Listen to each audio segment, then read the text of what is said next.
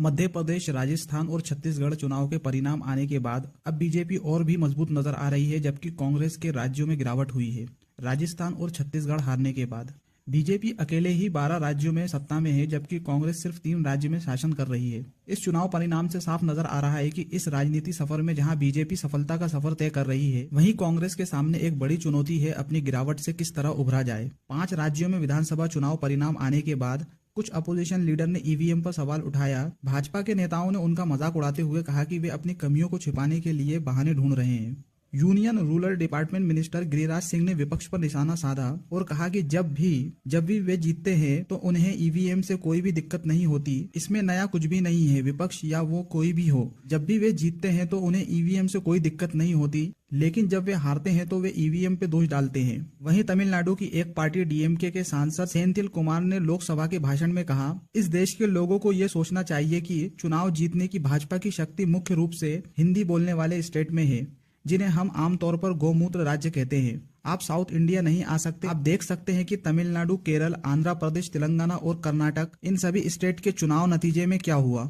हम वहां बहुत मजबूत हैं, इसलिए हमें आश्चर्य नहीं होगा अगर आपके पास इन सभी राज्यों को यूनियन टेरिटरी में बदलने का विकल्प हो, ताकि आप इनडायरेक्टली पावर में आ सको, क्योंकि आप कभी भी वहां पैर जमाने और पूरे साउथर्न स्टेट पर कंट्रोल करने का सपना नहीं देख सकते। हालांकि सांसद ने बाद में कहा कि उनकी टिप्पणी का उद्देश्य कंट्रोवर्सी क्रिएट करना नहीं थी, लेकिन अगर ये किसी को प्रभावित करता है तो मैं अगली बार से इसका इस्तेमाल करने से बचने की कोशिश करूंगा। अब हम एक एक करके देखते हैं कि बीजेपी ने किस तरीके से एमपी, राजस्थान और छत्तीसगढ़ में अपनी जीत को दर्ज की। बीजेपी ने रविवार को मध्य प्रदेश विधानसभा चुनाव में 2/3 बहुमत तक पहुंच गई। वहीं कांग्रेस 66 सीटों के साथ विपक्ष खेमे में सिमट गई। एग्जिट पोल ने पहले संकेत दिया था कि एमपी में भाजपा और कांग्रेस के बीच कड़ी टक्कर देखने को मिलेगी। एग्जिट पोल के अनुसार बीजेपी को थोड़ी ही लीड मिल रही थी, लेकिन रिजल्ट ने पूरे आंकड़ों और एग्जिट पोल को गलत साबित कर दिया। मध्य प्रदेश के 230 असेंबली सीटों में 163 सीट पर बीजेपी ने अपनी जीत को दर्ज की। वहीं कांग्रेस सिर्फ 66 सीट में ही समट कर रह गई। बीजेपी के इस प्रदर्शन ने न केवल कांग्रेस को बल्कि कई पॉलिटिकल ऑब्जर्वर को भी चौंका दिया है, जिन्होंने दोनों पार्टी के बीच करीबी मुकाबले की प्रिडिक्शन की थी। बीजेपी की मध्य प्रदेश में वोटिंग परसेंटेज में भी बढ़ोतरी हुई है, जहां 2018 के इलेक्शन में 41.02% वोट मिले थे, वहीं 2023 के इलेक्शन में बीजेपी को 48.55% वोट मिले हैं, जो कि प्रीवियस इलेक्शन वोट गेन से 7% ज्यादा है। मध्य प्रदेश में कांग्रेस का वोट शेयर ऑलमोस्ट सेम रहा है 2018 के मुकाबले। 2018 में कांग्रेस वोट शेयर 40.89% था, जो कि 2023 में 40.40% है। लेकिन सीटों की संख्या में काफी गिरावट हुई है, जहां 2018 के इलेक्शन में कांग्रेस ने 114 सीटों पर जीत दर्ज की थी, वहीं 2023 में सिर्फ 66 सीटों पर आकर रुक गई। मध्य प्रदेश में बीजेपी की लहर के बावजूद चौहान कैबिनेट के 12 मिनिस्टर को हार का सामना करना पड़ा। नरोत्तम मिश्रा दतिया सीट से कांग्रेस के उम्मीदवार राजेंद्र भारती से हार गए। इसके अलावा मिनिस्टर अरविंद भदौड़िया, कमल पटेल और भी मिनिस्टर अलग अलग सीटों से कांग्रेस के उम्मीदवार से हार गए। मध्य प्रदेश के अंदर बीजेपी पार्टी के जीत के कुछ मुख्य कारण हैं, जो हम एक एक करके डिस्कस करते हैं, जिसमें सबसे पहला और अहम कारण आता है मोदी सेंट्रेड कैंपेन। कई बीजेपी के लीडर के द्वारा संचालित भाजपा के कैंपेन में मोदी के मन में एमपी और एमपी के मन में मोदी ने कांग्रेस वेलफेयर प्रॉमिस को नुकसान पहुंचाया। पीएम मोदी के द्वारा की गई 14 रैलियों ने एमपी के वोटर्स का ध्यान अपनी तरफ करने में काफी मदद मिली। एमपी के इलेक्शन कैंपेन में बीजेपी ने लाडली बहन योजना और किसान सम्मान निधि का खुलकर इस्तेमाल किया और इसने लोगों का विश्वास जीतने में एक खास भूमिका निभाई। लाडली बहन योजना शिवराज सिंह चौहान के द्वारा शुरू किया गया था 8 मार्च 2023 में, जिसमें गरीब महिलाओं को 1000 रुपए हर महीने दिया जाएगा। इस स्कीम के अंतर्गत फाइनेंशियल एम्पावरमेंट के लिए लाडली बहन योजना के तहत महिलाओं को हर महीने 1250 रुपए मिलते हैं, लेकिन सीएम ने इसे बढ़ाकर 3000 करने का वादा किया। हालांकि उन्होंने ये नहीं बताया कि कब करेंगे, और इस स्कीम से लगभग 13 मिलियन महिलाएं फायदा उठा रही हैं। लाडली बहन योजना के साथ सीएम ने एलपीजी की कीमत घटाकर 450 रुपए पर सिलेंडर करने का भी वादा किया और 100 रुपए पर 100 यूनिट बिजली देने का भी वादा किया।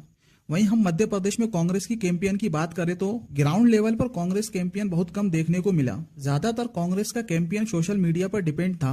कांग्रेस वोटर तक पहुंचने में विफल रही। पार्टी वोटर्स तक पहुंचने के लिए कैंडिडेट पर निर्भर रही, जिसकी वजह से एमपी में बीजेपी को बहुत फायदा मिला। वहीं बीजेपी ने 2022 से ही चुनाव पर काम करना शुरू कर दिया था ग्राउंड लेवल पर। और दूसरा जो सबसे मुख्य कारण है वो है OBC and social engineering. Caste census को लेकर कांग्रेस के कैंपेन के बीच में बीजेपी ने इस मुद्दे पर बहुत स्मार्टली प्ले किया। मध्य प्रदेश में ओबीसी की पॉपुलेशन 45% है। इसका फायदा बीजेपी ने ओबीसी के उम्मीदवार को मैदान में उतारकर उठाया और स्मॉलर ओबीसी कास्ट को अपने पक्ष में लेने के लिए पीएम विश्वकर्मा स्कीम का भी कार्ड खेला, जिससे ओबीसी कास्ट और ट्राइबल लोगों का पूरा सपोर्ट बीजेपी को मिला मध्य प्रदेश में। और दूसरा मास्टर स्ट्रोक बीजेपी ने सिंधिया कार्ड का खेला। ज्योति आदित्य राव सिंधिया के लॉयल एमएलए को टिकट की पेशकश करके बीजेपी के सिंधिया के एमएलए को टिकट देने से ये फायदा हुआ, जो एमएलए कांग्रेस में वापसी का सोच रहे थे वे रुक गए। सिंधिया के ये एमएलए अपनी कॉन्स्टिट्यूएंसी में गेम चेंजर साबित हुए। और तीसरा जो मुख्य कारण है वो है no CM face and team effort. BJP ने सीएम पद के लिए किसी भी चेहरे का नाम नहीं बताकर एक बड़ा झटका दिया। ये बीजेपी का एक स्ट्रेटेजिक मूव था, जिसका फायदा ये हुआ कि सीएम पोस्ट के लिए कई दावेदार के बीच इंटरनल कॉन्फ्लिक्ट को रोक दिया गया, क्योंकि बहुत सारे कैंडिडेट इस पोस्ट के लिए इंटरेस्टेड थे।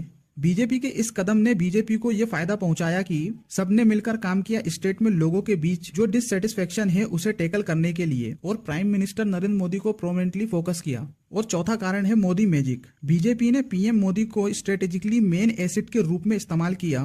बीजेपी ने मोदी की पॉपुलैरिटी, चार्म और ओवरऑल इमेज का फायदा उठाते हुए पूरे मध्य प्रदेश में मोदी के पोस्टर लगवाए, जिससे ये साबित हो रहा था कि मुकाबला मोदी और कांग्रेस के सीएम कैंडिडेट कमलनाथ के बीच है। लेकिन किसी को ये नहीं भूलना चाहिए कि राम मंदिर का निर्माण पूरा होने के कारण हिंदू वोटों का मोबिलाइजेशन हुआ, जिसने कांग्रेस की हार में एक प्रमुख योगदान दिया। प्राइम मिनिस्टर नरेंद्र मोदी ने लगभग 15 दिनों में 15 रैलियां कंडक्ट की, जिसमें उन्होंने अलग अलग मुद्दे पर बात की। लेकिन इससे भी इम्पोर्टेंट बात यह है कि उन्होंने कांग्रेस पर राम को काल्पनिक बताने का आरोप लगाया राम मंदिर को लेकर। मध्य प्रदेश के रूरल एरिया में उनके इस भाषण का असर देखने को मिल रहा है। भोपाल के आसपास रूरल एरिया में कई वोटर्स ने राम मंदिर के रेफरेंस में इलेक्शन कैंपेन शुरू किया व्हाट्सएप स्टेटस लगाकर। इसकी शुरुआत बीजेपी के हार्डकोर हिंदुत्व फेस रामेश्वर शर्मा ने किया था। इसका फायदा ये हुआ कि रामेश्वर शर्मा 97,000 वोट डिफरेंस से जीता अपनी कॉन्स्टिट्यूंसी में। इंडियन पॉलिटिक्स में राजस्थान का एक अलग ही रोल है। यहाँ के लोग पिछले 25 सालों से हर 5 साल में सरकार बदल देते हैं। पिछले 25 सालों में ऐसा कभी भी नहीं हुआ कि कोई भी पार्टी लगातार 2 बार राजस्थान में सरकार बना ले, चाहे वो 2003 में अशोक गहलोत की जगह लेने वाली वसुंधरा राजे हो या 2008 में राजे की जगह लेने वाला गहलोत हो। फिर 2013 में गहलोत को रिप्लेस किया राजे ने, फिर 2018 में राजे को रिप्लेस किया गहलोत ने। पिछले 25 सालों से राजस्थान स्टेट सिर्फ 2 पार्टियों के बीच नहीं, 2 नेताओं के बीच झूल रहा है। और यही कारण है कि जैसे जैसे इलेक्शन डेट नजदीक आती गई, वैसे वैसे बीजेपी का वर्चस्व राजस्थान में बढ़ता गया। ये बात बिल्कुल साफ थी कि कांग्रेस पार्टी के स्टेट यूनिट में गहलोत और सचिन पायलट के बीच में होने वाली फिक्शनल डिवाइड ने पार्टी के प्रोस्पेक्ट को काफी नुकसान पहुंचाया। सचिन पायलट को लगता था कि उनके सीएम बनने के हक को अनफेयरली डिनाई किया गया था, जिसकी वजह से वे 5 सालों तक न खुश रहे, और इसने पार्टी के इंटरनल डिवाइड को और भी बढ़ाया, जिससे कांग्रेस की सीट राजस्थान में कमजोर हो गई। राजस्थान में कांग्रेस के अंदर गहलोत और पायलट के बीच के झगड़े ने या हाल ही में हुए विवादों ने पार्टी के इमेज को बिगाड़ दिया। ये इंटरनल कॉन्फ्लिक्ट ने पार्टी को सामाजिक तौर पर तो डिवाइड किया ही, बल्कि इसने ऑर्गेनाइजेशन यूनिट और वर्कर्स पर भी अपना असर डाला। गुज्जर कम्युनिटी जो पायलट के सपोर्ट में है, वे भी कांग्रेस से नाराज होना शुरू हो गए। इसने वोटर्स को ये मैसेज दिया कि पार्टी अपने इंटरनल इश्यू को अच्छे से हैंडल नहीं कर पा रही, जिसका फायदा बीजेपी को भरपूर मिला राजस्थान में। छत्तीसगढ़ में कांग्रेस के लिए 2023 का इलेक्शन चैलेंजिंग तो था, लेकिन इम्पॉसिबल नहीं था। लेकिन इलेक्शन के नतीजे ने सभी आंकड़ों को चौंका दिया। इससे पहले छत्तीसगढ़ में कांग्रेस की सरकार थी। मौजूदा सीएम भूपेश बघेल के नेतृत्व में कांग्रेस सरकार, जिसने पिछले चुनाव में 90 में से 68 सीटें जीतकर भारी बहुमत हासिल किया था, लेकिन इस बार के इलेक्शन में बीजेपी ने बाजी मार ली। छत्तीसगढ़ में बीजेपी ने 90 में से 54 सीटों पर जीत हासिल की, वहीं कांग्रेस ने सिर्फ 35 सीट पर ही जीत पाई। 2018 के चुनाव में, जिसमें स्टेट में रमन सिंह के नेतृत्व बीजेपी के 15 साल से लगातार शासन को समाप्त कर दिया था, इस बार के बीजेपी इलेक्शन कैंपेन में बीजेपी ने अपना मुद्दा करप्शन को बनाया और भूपेश बघेल गवर्नमेंट के द्वारा किए गए करप्शन के इर्द गिर्द अपना कैंपेन चलाया। छत्तीसगढ़ में बीजेपी ने मेहतारी वंदन योजना के तहत शादीशुदा महिलाओं को सालाना 12,000 रुपए देने का वादा किया। बीजेपी ने इस योजना के तहत हर एक कॉन्स्टिट्यूएंसी में 50,000 से ज्यादा फॉर्म भरवाए, जिससे बीजेपी को महिला वोटर्स को अपनी तरफ करने में मदद मिली। इसके अलावा जिन किसानों के पास जमीनें नहीं हैं और जो मजदूर हैं, उन्हें सालाना 10,000 रुपए देने का वादा किया। माना जा रहा है कि वोटर्स को लुभाने के लिए बीजेपी का ये वादा काफी मददगार साबित हुआ।